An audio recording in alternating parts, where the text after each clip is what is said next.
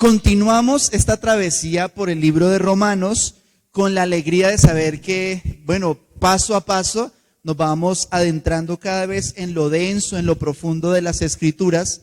Y esta carta a los romanos es una bendición tremenda porque nos ayuda a comprender más ampliamente cuál es la voluntad de Dios, cuál es el propósito del Señor, pero también, y es un poco lo que vamos a ver hoy, es qué piensa Dios acerca de los hombres, cómo Dios ha percibido el hecho de que muchas personas se hayan apartado del Señor, no caminen en su propósito, y cómo nosotros fuimos traídos de ese momento tan oscuro de nuestras vidas a pasar de una época de incredulidad a una época de fe, a una vida de fe, a un caminar con el Señor. La semana pasada hablábamos acerca de la revelación de la ira de Dios. Y dice Romanos capítulo 1 versos 18 al 20, que fue lo que estudiamos anteriormente. Porque la ira de Dios se revela desde el cielo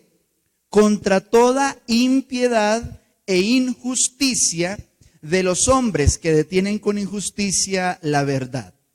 Porque lo que de Dios se conoce les es manifiesto, pues Dios se lo manifestó. Porque las cosas invisibles de Él, su eterno poder y deidad, se hacen claramente visibles desde la creación del mundo, siendo entendidas por medio de las cosas hechas, de modo que no tienen excusa. Y allí quedamos en que el ser humano es inexcusable, tenga la creencia que tenga la posición o la experiencia que haya atravesado. La Escritura nos da testimonio que delante de Dios ningún ser humano tiene excusas. Conozca o no conozca más a profundidad el Evangelio o la palabra de Dios, veíamos que todo lo que está en la creación tiene el carácter del Creador. Todo lo que hay en nuestros ojos, lo que podemos ver, percibir, nos habla un poco de quién es Dios. Por eso la palabra da testimonio de que nadie tiene excusas. Hoy vamos a avanzar en el versículo 21 hasta el versículo 23. Y dice que habiendo conocido a Dios, dice, los hombres no le glorificaron como a Dios, ni le dieron gracias, sino que se envanecieron en sus razonamientos y su necio corazón fue entenebrecido. Profesando ser sabios, se hicieron necios y cambiaron la gloria del Dios incorruptible en semejanza de imagen de hombre corruptible, de aves, de cuadrúpedos y de reptiles. Hoy vamos a ver, el hilo conductor de todo este tema es el drama de los que conocen, pero no conocen a Dios. Pues acabamos de ver en esta escritura que menciona que Dios se reveló a los hombres, que la creación nos habla del Creador, pero que a pesar de esa manifestación que hubo, a pesar del conocimiento que Dios nos permitió entender a través de la creación, a pesar de ese conocimiento, hay un drama. Y es un drama del cual, el mundo, nuestra cultura, nuestra sociedad, hoy por hoy está inmersa. Una de las cosas más difíciles de evangelizar en un país como Colombia, en nuestros países en América Latina, no es que la gente no haya conocido de Dios, no es que la gente nunca haya leído la Biblia, no es que la gente quizás no haya participado de una iglesia. El conflicto a la hora de evangelizar es que muchas personas se asientan sobre la base de que ya conocen a Dios, de que ya conocen la Biblia, de que ya han ido a iglesias y se forman una cantidad de prejuicios porque la gente piensa que conoce y muchos profesan la fe y muchos se ponen la cruz en el pecho, muchos se tatúan a Jesús en sus brazos, y cuando los futbolistas van a entrar a la cancha se persignan, y cuando los presidentes y los alcaldes y los gobernadores van a tomar su puesto de autoridad, con la mano en la Biblia hacen juramentos. Pero a pesar de que, entre comillas, se ha difundido culturalmente las escrituras, nosotros vemos que el drama es muy profundo cuando uno se adentra en la Biblia, porque es el drama de los que creen que conocen a Dios, de los que creen en Dios, pero realmente no le conocen. Y en lo que acabamos de leer se dan como una serie de características de los que conocen a Dios, pero realmente no le conocen. Dice esa primera parte del verso 21 donde empezamos, dice, pues habiendo conocido a Dios, dice en primer lugar, no le glorificaron como a Dios. Es decir, una característica de una persona que tal vez en su mente tenga alguna especie de conocimiento, pero que su espíritu necesariamente no está unido a Cristo, no está unido a Dios. La primera característica que menciona aquí las escrituras es que no dan gloria. No dan gloria al Señor. No es lo mismo saber quién es mi papá que tenerle respeto. No es lo mismo saber quién es mi mamá que amarla, que seguir su consejo. De la misma manera, no es lo mismo saber que hay un Dios, creer que hay un Dios, pero la Biblia nos da testimonio de que aún ese conocimiento es inocuo, no tiene ningún sentido, no hay un conocimiento íntimo, profundo, si no hay gloria, si no hay adoración, porque la palabra que ahí se tradujo como gloria o glorificaron como a Dios es la palabra doxazo. Doxazo. Esa palabra doxazo, de donde viene doxa, doxa es gloria, ¿cierto? Doxazo es glorificar. Entonces, los que no conocen a Dios, no doxazo. O sea, no alaban, no dan gloria, no glorifican o no honran. Una manera de comprender qué tan íntimo es nuestro conocimiento de Dios tiene que ver con nuestro nivel de adoración. Cuando una persona se siente lejos de Dios, no adora como aquel que se siente cercano, amado, protegido, seguro en Dios.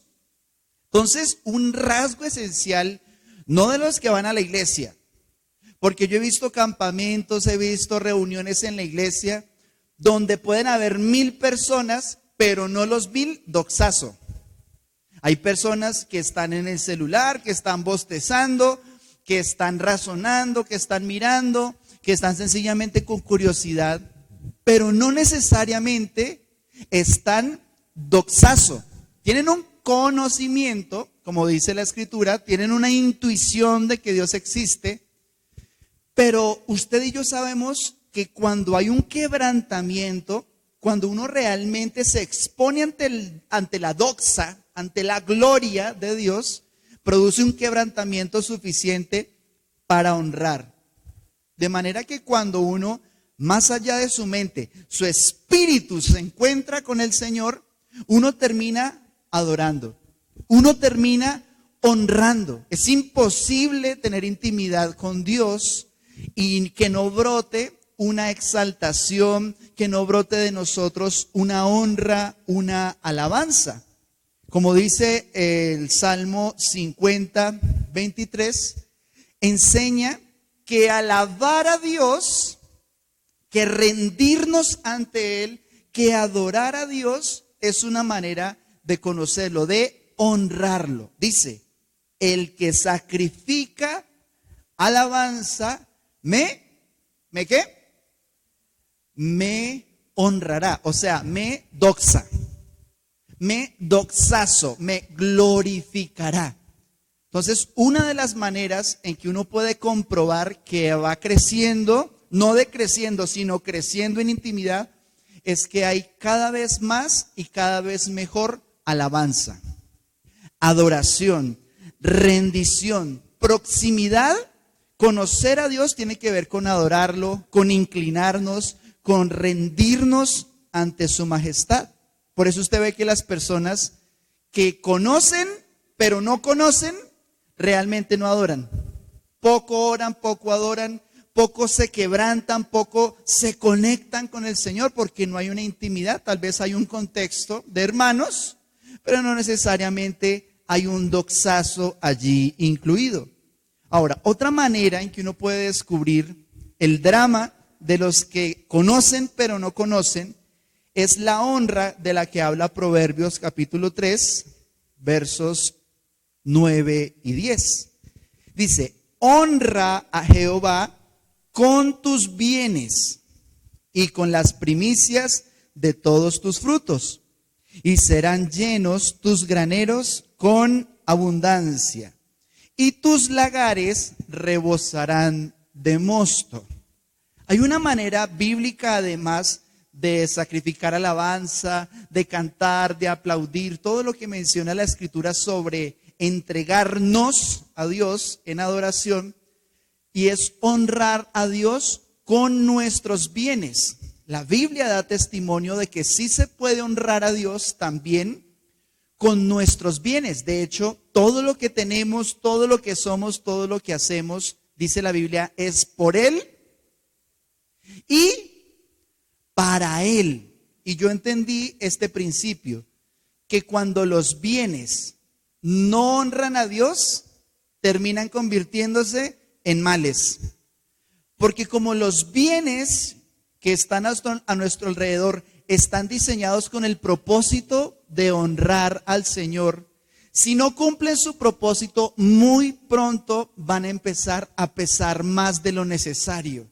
Muy pronto los bienes que no honran al Señor terminan convirtiéndose en un problema, en un estorbo. Pero también dice que parte de ese drama, de eso que significa conocer pero no conocer a Dios, es precisamente que no se hace con un sentido de adoración. Que honrar al Señor con nuestros bienes, usted fácilmente va a descubrir que una persona que no tiene intimidad con Dios le cuesta diezmar, le cuesta sembrar, le cuesta, y dicen por ahí que lo último que se convierte de un creyente es el bolsillo, porque realmente hay un conflicto en el corazón de las personas que no han desarrollado una intimidad, porque piensan que solamente, digamos, a Dios se le adora con cánticos, y eso es importante y es bueno. Pero aunque tampoco hay el otro extremo, y es que el favor de Dios no se consigue con dinero, sí está claro, sí está escrito, que la adoración es algo íntegro, que afecta todas las áreas de nuestra vida. Y una persona que conoce, pero no conoce a Dios, difícilmente adora, difícilmente honra al Señor con sus cánticos, pero también con sus bienes. Dice también ese drama de los que conocen pero no conocen a Dios, dice que al Señor no le dieron gracias. Entonces, una persona que ha conocido la obra de la cruz, que ha conocido la grandeza de la abundancia del Señor, lo único que puede expresar es gracias, que tiene mucho que ver con la adoración.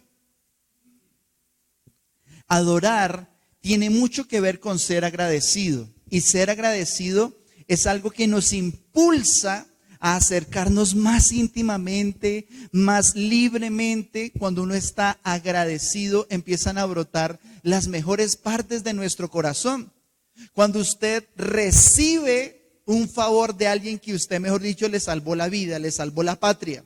Supongamos, su hijo tenía una cirugía durísima y resulta que tenía una sangre rarísima y solamente un vecino por allá en la casa más pequeña del último rincón es el único que le pudo ayudar. Era un vecino más, un desconocido. Pero en la medida en que le dio la mano, que le salvó la vida, que le dio la sangre para salvar a su hijo, usted ya no lo ve como un vecino más. Siempre que usted lo vea, usted se va a acordar. Vecino, usted le salvó la vida a mi hijo. Gracias. Entonces, de la misma manera, la sangre de Jesús, la cruz del Señor, despierta en nosotros, nos llama a una vida de gratitud. Entonces, la gente que no conoce al Señor, que no tiene intimidad con Él, no agradece. Entonces, son los que hacen el riego cuando abren el negocio, son los que ponen la mata de sábila, son los que ponen el trébol de 4 hojas, los que riegan agua bendita para santificar y que les vaya bien. Pero no necesariamente su vida entera es una expresión de gratitud a Dios. Ese es el drama de los que no agradecen. Por ejemplo, ustedes recuerdan el caso que estudiábamos el domingo, y es que estaban estos hombres, los 10 leprosos, ¿cierto? Y de los 10 leprosos, solamente uno se devolvió a agradecer. Y Jesús pregunta, ¿nadie más vino a dar gloria a Dios sino este extranjero?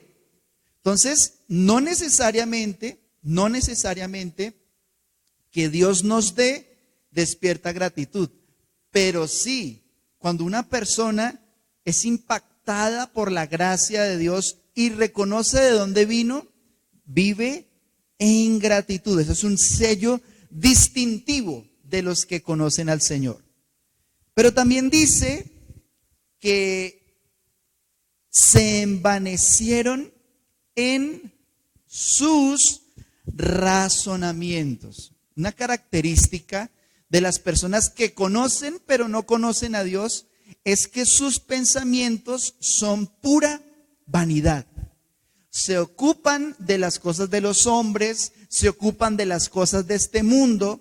Es triste saber que, por ejemplo, una vigilia se cita un viernes en la noche, digamos, ¿cierto? Y a esa hora están más llenas las discotecas que las iglesias. Es el drama, por ejemplo, de que un miércoles en la noche una reunión, ¿cierto? Están más llenos los gimnasios que las iglesias. Porque la gente invierte más de su vida, de su tiempo, de su dinero, de su ser, de su familia, de su corazón, en cosas de este mundo, que un partido. Uno llama a 10, a 20 personas, los invito, vamos a jugar, y no significa que esté mal, no significa que sea pecado, ni que sea para muerte, o que se van para el infierno si juegan fútbol, no. Significa que una persona que solamente piensa en las cosas de los hombres, en las cosas de este mundo, su mente se va envaneciendo, se va volviendo pura vanidad, todo se vuelve en algo completamente humano y las cosas de Dios ocupan un puesto cada vez más lejano en las prioridades. Pero también menciona allí el apóstol Pablo, dentro del drama que significa conocer y no conocer a Dios, diciendo que su necio corazón fue entenebrecido. Entonces, la necedad no es lo mismo que la ignorancia. Hay genios, brillantes, talentosísimos, que aún así son necios. Porque el ignorante, pues la misma palabra, digamos, explica, no conoce. El ignorante no conoce. Pero el necio, a pesar de que conoce, camina en la dirección contraria. Porque si un corazón es necio, a pesar de que sepa, de que entienda, de que conozca, se va a cegar por completo y no va a andar en lo que conoce, sabe y entiende que es lo bueno, que es lo correcto y que hace parte del propósito de Dios. Una persona necia es una persona que usted le puede dar todos los argumentos, toda la explicación, toda la lógica, todas las razones y no va a comprender. Una persona que es necia de corazón difícilmente es persuadida por razones. Hay un versículo en Proverbios que dice, la vara es para la espalda del necio. Hay otro versículo que dice, el necio no aprende solo con palabras. Es decir, los hombres que creen que conocen a Dios, pero no lo conocen, no les bastan los argumentos, no les bastan la evidencia que todas las cosas dan. De hecho, ellos creen en Dios. De hecho, está escrito que ya Dios, lo que ellos conocen de Él mismo se los manifestó. Pero a pesar de que hay un, entre comillas, conocimiento del Señor, no hay una intimidad porque su necio corazón no se los permite. Por eso uno tiene que ser liberado por el amor de Dios, uno tiene que ser liberado por el Espíritu Santo para borrar, para quitar esos pensamientos de este mundo que solo traen necedad. Pero dice, su necio corazón fue entenebrecido. Otra característica del drama de aquellos que conocen pero no conocen a Dios es que sus pensamientos son oscuros. Sus pensamientos no tienden hacia la luz. Su manera de vivir no tiende hacia lo público, hacia el testimonio, sino que tiende hacia lo oculto, tiende a la, digamos, a la falta de brillar, de exponer al Señor. Entonces, es un drama tremendo porque oscurece la mente. Es el sentido que quiere dar esa expresión cuando dice que su necio corazón fue entenebrecido. Esa palabra entenebrecido suena fuerte, ¿no? Como en Halloween, cuando presentan los árboles así que son todos tenebrosos, esa palabra es tenebrosa. Pero mire, el corazón de muchas personas que se ponen la camándula, que se tatúan la cara de Jesús, que antes de comer oran o rezan, ¿sí? Sus pensamientos realmente son tan tenebrosos, son tan perversos, son tan humanos, tan caídos. Pero vamos a ver esa misma porción en 3 traducciones diferentes para captar con un poquito mejor qué significa la descripción que hace la Escritura de que su necio corazón fue entenebrecido. Vamos a ver en la Biblia del Jubileo, que es la primera que está allí a su mano izquierda. La Biblia del Jubileo dice, antes se envanecieron en sus fantasías. Algo interesante de esa traducción. Dice que una persona que tiene el entendimiento entenebrecido, que está ajeno a la vida de Dios, vive lleno de fantasías, pensando en cosas fantasiosas. Dice, y el tonto corazón de ellos fue entenebrecido. Dice en la traducción Dios habla hoy, dice, al contrario, han terminado pensando puras tonterías, y su necia mente se ha quedado a oscuras. Me parece mucho más clara esa expresión, se ha quedado a oscuras. ¿Qué significa que se ha quedado a oscuras? Significa que no encuentran el camino, que no saben para dónde ir, y como dice la última traducción, hay confusión. Porque ¿quién es la luz? Jesús dijo, yo soy la luz. Entonces, si usted saca a Jesús de su mente, si una persona no tiene a Jesús en su mente, más bien, ¿qué es lo que le puede esperar a esa persona? Una vida de extravío, de confusión. Entonces, ese es el drama de las personas que tienen a Jesús en su boca, pero no está alumbrando su corazón, no está alumbrando su vida. Dice la Nueva Traducción Viviente, en cambio, comenzaron a inventar ideas necias sobre Dios. Como resultado, la mente les quedó en oscuridad y confusión. Entonces, miren lo bonito de leer en varias traducciones, le da a uno como una idea más redonda, ¿no? Más completa, porque ustedes saben, pues las escrituras no fueron traducidas al español. Entonces dice, su necio corazón fue entenebrecido.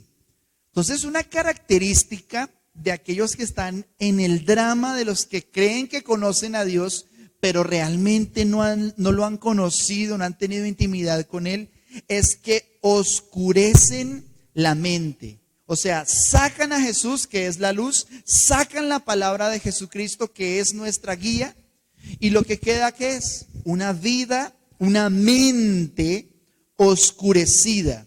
Y como de la abundancia del corazón habla la boca, ¿va a hablar de Jesús? No va a hablar de Jesús. Yo he descubierto también un principio espiritual, y es que cuando uno habla con Dios, termina hablando de Dios. Cuando uno habla con Jesús, termina hablando de Jesús, como la mujer samaritana. Una mujer que no tenía ningún conocimiento profundo de las Escrituras y encima de todo estaba en la carne, estaba en pecado, una vida sexual inmoral. Pero se encontró un día cualquiera con Jesús. Y cuando fue desnudado su corazón, su miseria fue expuesta por la luz de Cristo. ¿Qué pasó con ella? Hizo discipulado, estudió teología, participó 16 años de la iglesia para irle a predicar a su familia. No. Lo primero que hizo fue, Jesús le comentó, ve y trae a tu marido. Y dice la Biblia que ahí es cuando viene la conversación que revela todo su pecado, toda la falta de amor tan tremendo que tenía esa mujer. Pero inmediatamente terminó esa conversación. La Biblia enseña en Juan capítulo 4, que ella descendió al pueblo y dice que todos empezaron a escuchar a Jesús y ya no creían solo por la palabra de la mujer, sino que creyeron también por la palabra de él. Entonces no llevaba ni un día, no había recibido un milagro, una cosa así tremenda, sino que nada más ni nada menos que habló con Jesucristo, pero eso fue suficiente. El que habla con Jesús, habla de Jesús.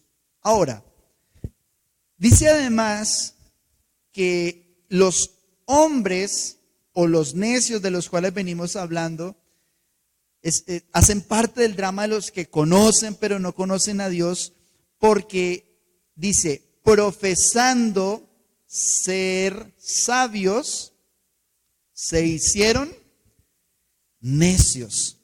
Entonces, no solamente la necedad en el corazón, que ya vimos hace un momento, sino que encima de todo, además de que hay necedad, profesaron, o sea, anunciaron, hablaban de sí mismos como sabios. Entonces el drama de esta humanidad es que estamos en la época de la información, estamos en la era de la información donde curiosamente hay cada vez menos conocimiento de Dios, menos conocimiento íntimo y profundo, personal de quién es el Señor. Por eso estamos en una época de filosofía sin Dios. Estamos en una época de conocimiento donde terabytes de información van y vienen, recorren el mundo. Ahora todo se puede saber de una persona por sus redes sociales, por cómo maneja el celular. Pero entre más conocen de nosotros, parece que menos conociéramos de Dios. Parece que menos intimidad hubiese con el Señor. Entonces lo que describe esta expresión, profesando ser sabios, la palabra sabios allí es la palabra sofos.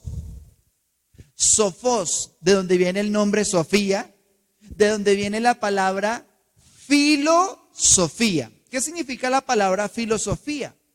Tiene dos raíces, digamos. Filo, que significa amor. Por ejemplo, la iglesia de Filadelfia significa filos y delfos. Entonces, filosofía, filo, amor, sofos, conocimiento o sabiduría, es la palabra amor por el conocimiento. Eso significa filosofía. Entonces, todos tenemos de alguna manera un grado de amor por el conocimiento, ¿sí o no? Todos nos gusta saber. ¿Qué es lo que uno le quiere heredar a los hijos? Conocimiento, sabiduría. Y la Biblia nos menciona que hay que amar a la sabiduría más que al oro, más que a la plata, hay que buscarla. Si nosotros dedicáramos nuestra fuerza y tiempo a ahondar en la sabiduría, como lo hacemos por el dinero para pagar las cosas, mejor dicho, ya nosotros estaríamos, o sea, un volador sin palo nos queda cortico.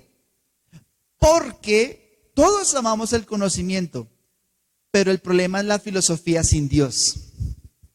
El problema es que esa filosofía produjo algo tremendo en el corazón de los hombres. Y recordemos que el apóstol Pablo dijo estas cosas en el contexto muy cercano de los griegos. De hecho, estas escrituras fueron en griego.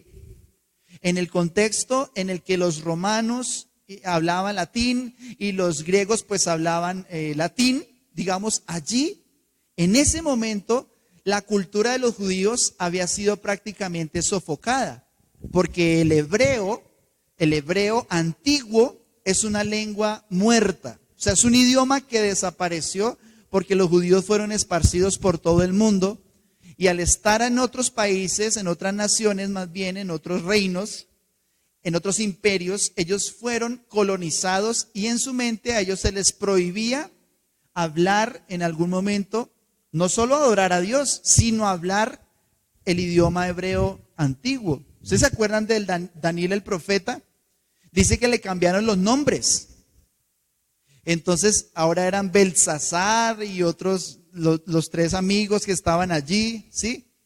Les cambiaron los nombres, les cambiaron el idioma, les cambiaron la cultura, hasta la comida. Entonces, los filósofos que usted y yo estudiamos en el colegio, ¿cierto? Epicuro, que los estoicos, esos aparecen mencionados en el libro de los Hechos, en el capítulo 17, describe una experiencia que tuvo Pablo en Grecia. Entonces, las ciudades en las que Pablo fue a evangelizar, algunas de ellas quedaban en Grecia. Y para ir de Jerusalén a Roma, adivine por dónde tocaba pasar. Pues tocaba pasar lo que hoy es Turquía, pero también lo que hoy es Grecia por la península de los Balcanes. Entonces, cuando él dice esto, en gran medida, ¿saben a quiénes se está refiriendo? A los griegos, que representan lo que hoy entre comillas son los expertos, los que hoy entre comillas son los intelectuales, lo que hoy, o sea, esto traído a este tiempo significa que a nuestros hijos, a nuestros jóvenes, les pasa por encima una aplanadora que se llama universidad y usted ve que genuinamente buscaban a Dios. Usted ve que se metieron en la universidad para buscar mejor a Dios y estaban en la escuela de niños y participaban. Pero esa aplanadora llamada filosofía, con toda la cantidad de presión social que hay en una universidad, empieza poco a poco a deformar el carácter de nuestros jóvenes. Y usted ve hoy por hoy una generación completamente ideologizada. Una generación de jóvenes que la mayoría iban a la iglesia y amaban sinceramente a Dios. Pero la aplanadora llamada universidad no solamente hizo que sus notas se debilitaran por la presión de los profesores ateos, que vaya presión que hay. Yo crecí y yo salí de la universidad pública y yo sé lo que significa experimentar la presión de una filosofía sin Dios, de un conocimiento pero sin Dios. Eso trae necedad, oscurece el entendimiento, porque dice, profesando ser sofos, profesando ser sabios, se hicieron necios. Y la palabra que se tradujo como necios es la palabra moraíno, diciendo, nosotros somos los dueños del conocimiento. Entonces los filósofos dicen, todo lo dudamos. De hecho, los ateos más radicales de la historia que salieron en el siglo XIX, en el siglo XX, se conocen como los filósofos de la sospecha, los maestros de la sospecha, donde está Charles Darwin, donde está Federico Nietzsche, donde está Carlos Marx. Y usted adivine a quiénes son los que estudian hoy por hoy en las universidades, en los colegios. ¿Adivina quiénes? a estos hombres de los que estamos hablando. De hecho, cuando uno habla de socialismo hoy por hoy ya es algo bueno, pero Carlos Marx dijo cosas como estas: la religión va a desaparecer porque la educación va a ser cada vez más con un enfoque social. Y eso hoy no suena tan, ¿sí? Pues sí, ¿no? Pero él fue el mismo que dijo, la religión es el opio del pueblo. Lo curioso es que él se la pasaba lleno de opio, porque tenía Carlos Marx una vida tan desordenada que lo que tenía que hacer era drogarse, usar alcaloides. ¿Sí? Usted mire la biografía de él. Utilizaba alcaloides para calmar el dolor que tenía. Y dice, profesando ser sofos, se hicieron necios. ¿Sabe qué dice la Biblia? Que Dios destruye la sabiduría de los sabios de este siglo.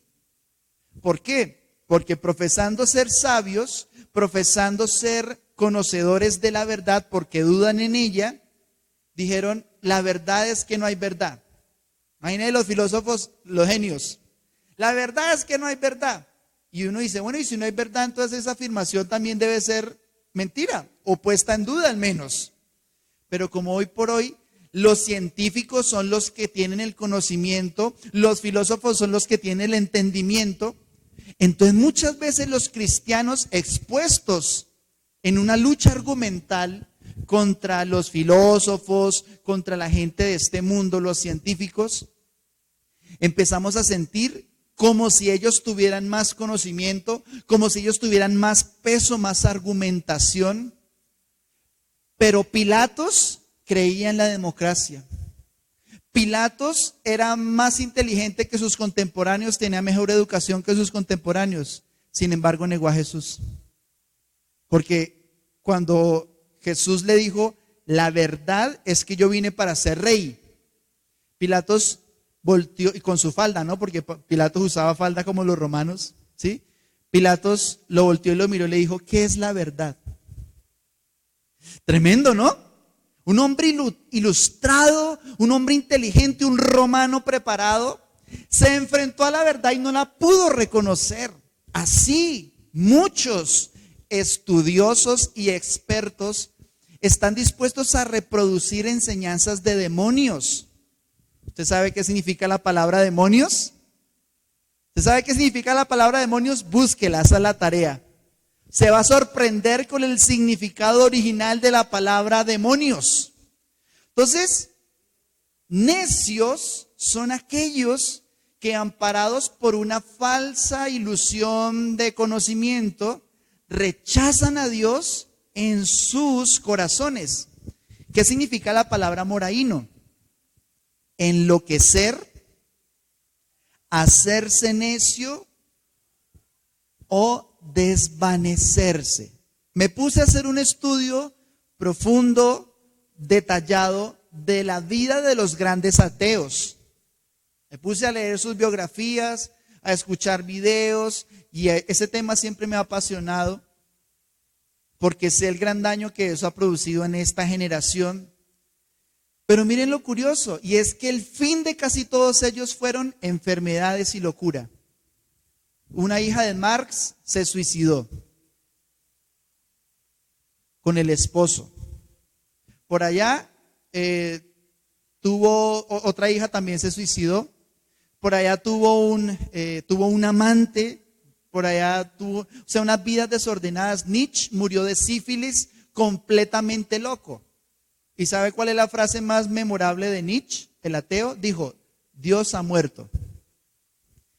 Y yo creo que en el epitafio de él debería decir, Nietzsche ha muerto.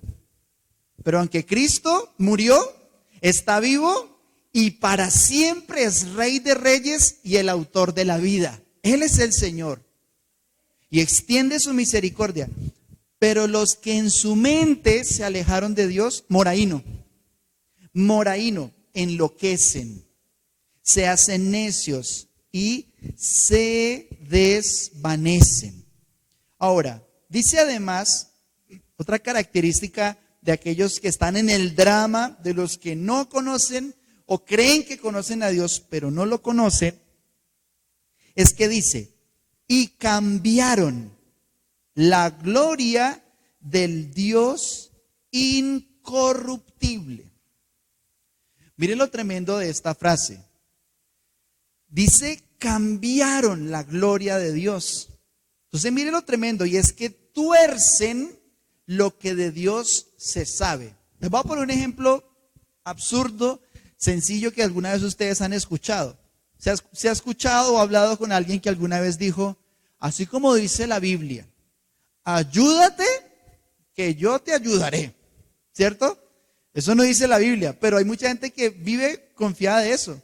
¿No es cierto que la Biblia dice que uno no debe tal cosa? Y uno que sí conoce la palabra, uno dice, ¿a qué hora le termino yo de explicar que eso no lo dice la Biblia? No, sí. La Biblia dice que eso no hay que ir a la iglesia. ¿Qué? Mira, hay gente que es así. No.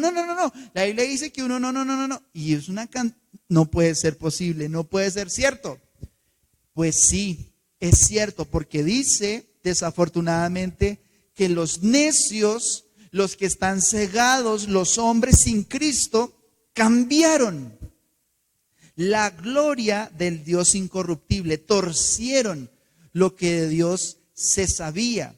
Entonces, usted y yo debemos estar muy sensibles, muy alertas, para que en nuestro corazón nunca siquiera permitamos que eso se haga en nuestras vidas, y ser muy sensibles para rechazar cuando alguien lo quiera hacer. Porque cambiar la gloria de Dios es algo terrible. Eso es como si yo le digo a usted, vea, le voy a regalar un Ferrari, y usted lo recibe, y de pronto alguien le dice, hermano, le cambio ese Ferrari por esta bicicleta. Está pinchada y en la cadena le falta grasa, pero mire, eso es un negociazo. Entonces hay que ser muy ciego, muy necio, muy moraíno para uno decir, uy, ese es un buen negocio, tú también puedes, Paco. Eso no es un negocio. Entonces, cambiar la gloria de Dios por la gloria de los hombres es de necios. Pero dice que la cambiaron en semejanza de imagen de hombre corruptible, de aves, de cuadrúpedos y de reptiles. Mire lo delicado que hicieron los seres humanos con su mente caída, sin Cristo, sin un conocimiento íntimo de Dios. Creyeron que conocían a Dios, pero sustituyeron al Creador por la creación. Si a usted le parece absurdo que una muchacha enamorada escoja, ay, ¿será que Dios o este muchacho que está todo tatuado y es reggaetonero? ¿Será que Dios? Ay, es que ese muchacho tiene unos ojos tan bonitos.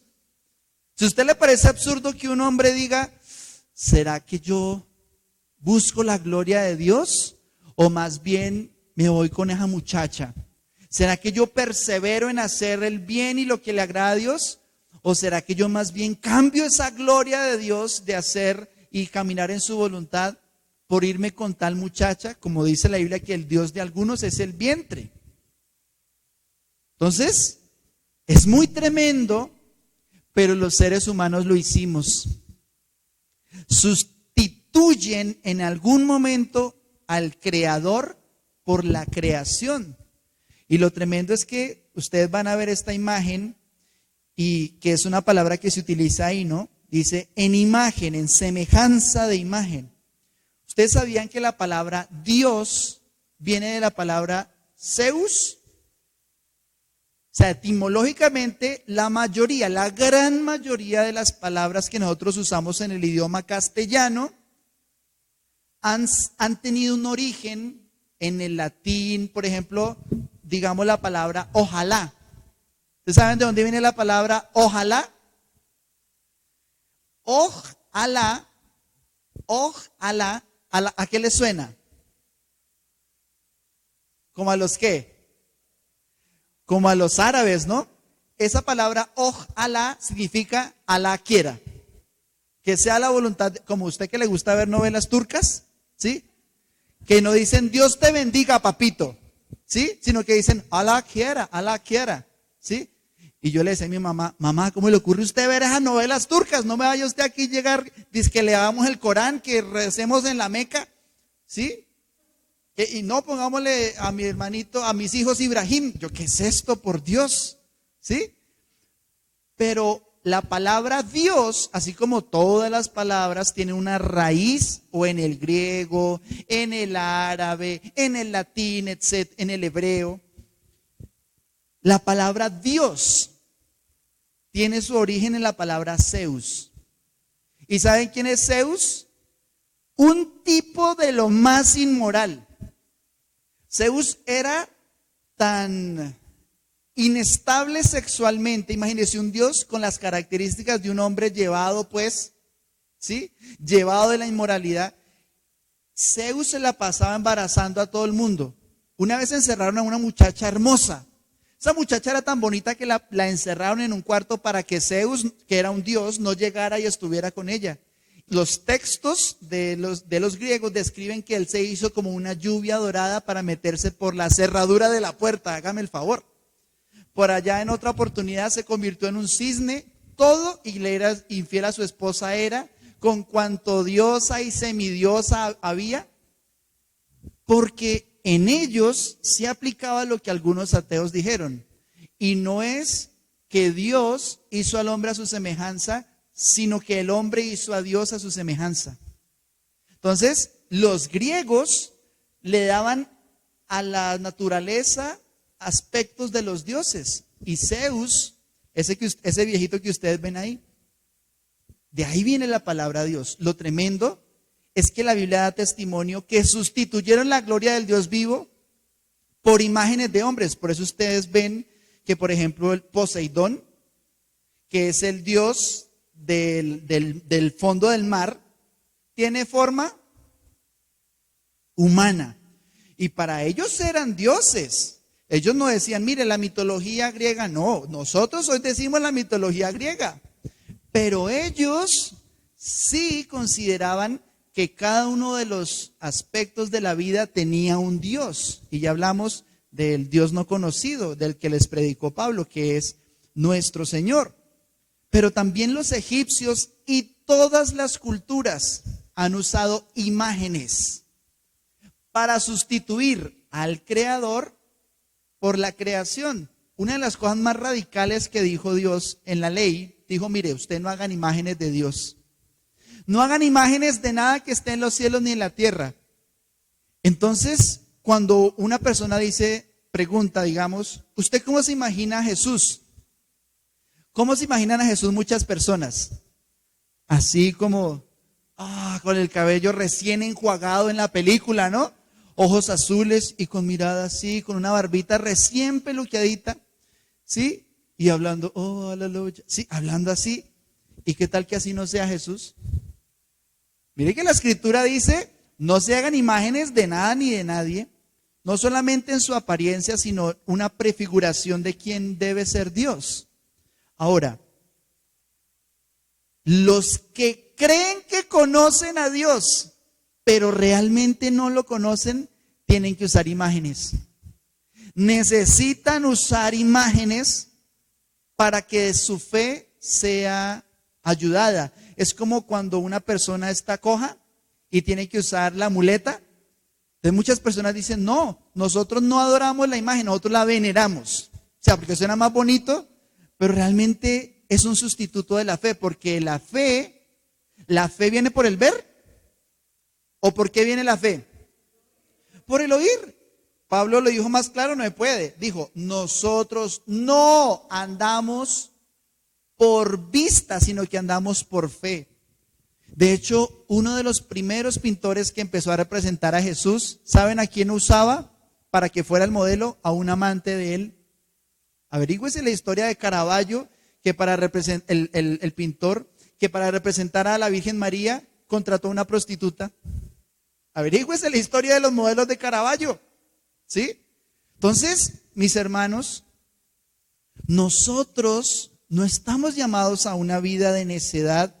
Nosotros no estamos llamados a simplemente conocer al Señor de lejos, pero estamos llamados a desnudar el pecado del hombre, estamos llamados a anunciar la gran misericordia de Dios que quita el entenebrecimiento, que revela el evangelio, que revela la justicia de Dios, pero que revela también la ira para aquellos que creen que conocen a Dios, pero no lo adoran, pero no le dan gracias, pero sustituyen y tuercen lo que de Él se sabe.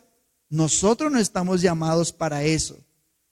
Y lo que vamos a ver la próxima semana es un juicio tremendo, que es el juicio del abandono.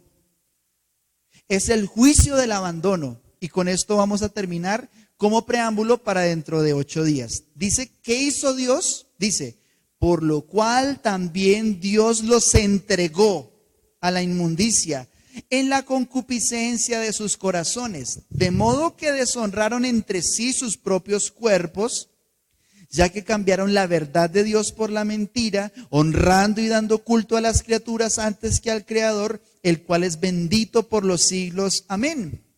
Entonces, mis hermanos, conocer a Dios, conocer al Padre, tiene que ver con conocer al Hijo. Tiene que ver con conocer a Jesús. Y con esto quiero terminar. Juan 14, del 8 al 11. Felipe le dijo, Señor, muéstranos al Padre y nos basta. Jesús le dijo, tanto tiempo hace que estoy con ustedes y no me has conocido, Felipe. El que me ha visto a mí, ¿ha visto a quién? Al Padre. ¿Cómo pues dices tú, muéstranos al Padre? ¿No crees que yo soy en el Padre y el Padre en mí? Las palabras que yo les hablo, no las hablo por mi propia cuenta, sino que el Padre que mora en mí, Él hace las obras.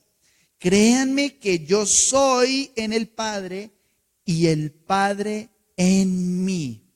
Y de este pasaje podemos concluir la verdad más hermosa, porque nosotros escapamos del drama humano de creer que conocemos a Dios y no conocerlo. Escapamos de ese drama y de esa muerte espiritual a vida conociendo a Jesús. Porque conocer a Jesucristo es conocer a Dios.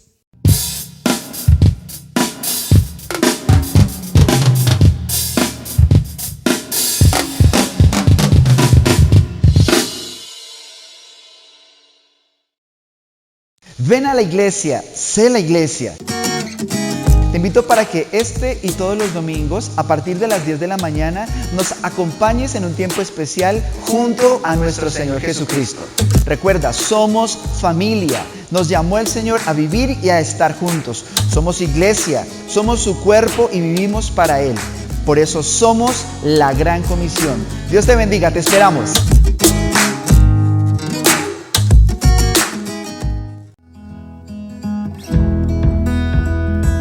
La Gran Comisión.